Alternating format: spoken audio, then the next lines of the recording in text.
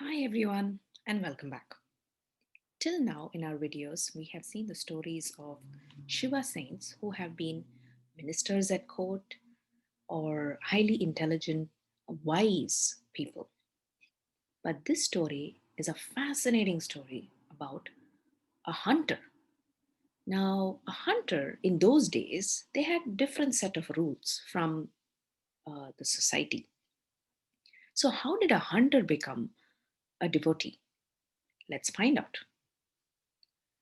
Now, the person that we know today as this hunter devotee, his name is Kannappan Nayanmar. Now, Kannappan has this artist sculptures representation on the left hand side over here as an imagination. This is how he would have looked like back then.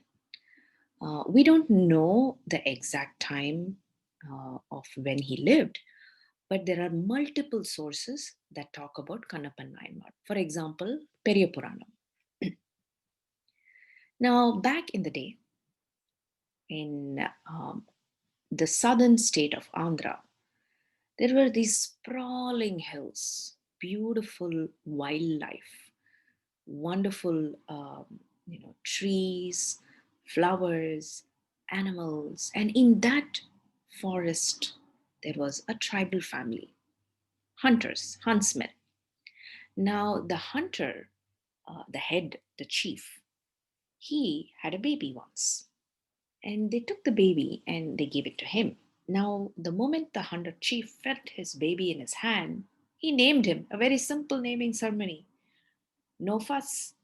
He just takes his baby, he feels him strong and pretty heavy even at birth. And in Tamil, they use a word saying thin, like he's like thin. And so he just names him Thinnan, and that's it, done. Now, our Thinnan is a very strong boy and excellent with the bow and arrow. He comes from the hunter's family, but he knew those skills literally from birth.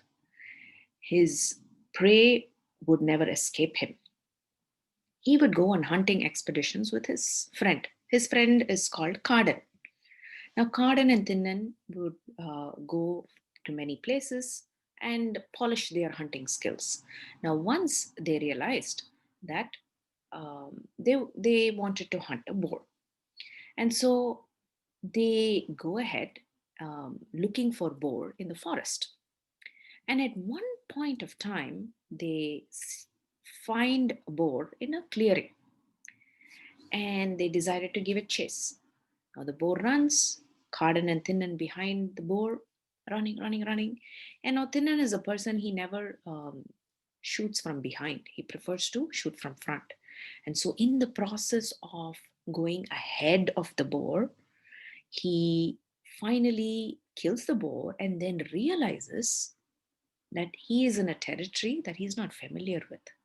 So he, Carden, and the boar are now in unfamiliar territory. But anyway, they've got food, the boar is there. And so they go looking for a water source. And having found the water source, they take the boar, they skin it, make skewers, hang the meat, and have let the meat cook. And meanwhile, because they're thirsty, they go to drink water. And now, when they're drinking water, Garden tells Thinnan, "Hey, look at that hilltop over there. Yeah, that hilltop.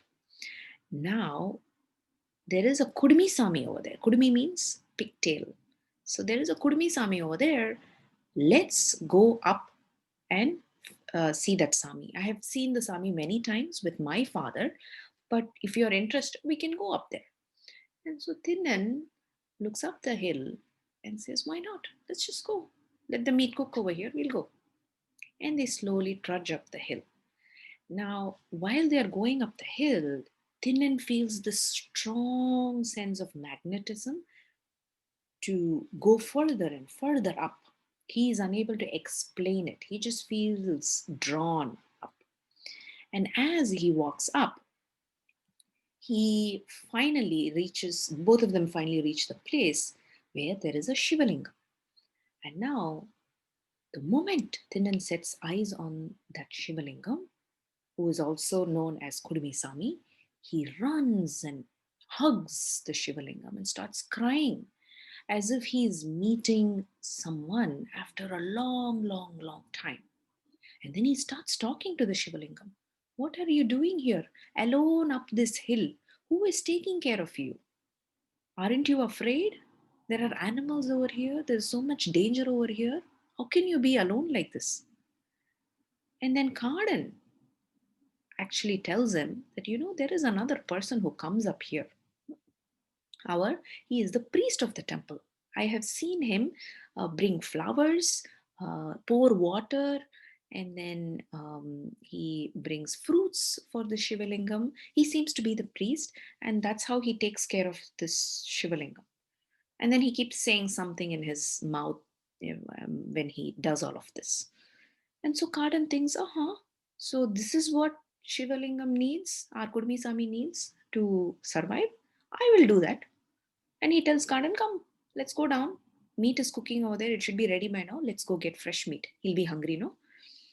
Kardan says, are you crazy or something? We've come so long distance. Let's go back. Family is waiting for us back. They'll start getting worried. But Thinnan was in no mood to listen. He said, if you want, you go. I will take care of Kurmisami. And so then he goes all the way down. He takes his meat. Meat is nearly ready. He takes the meat, he tastes each one of them, and he says, oh, this is ready, this is ready, this is ready. And he keeps them in his hand. And then he remembers, he needs water.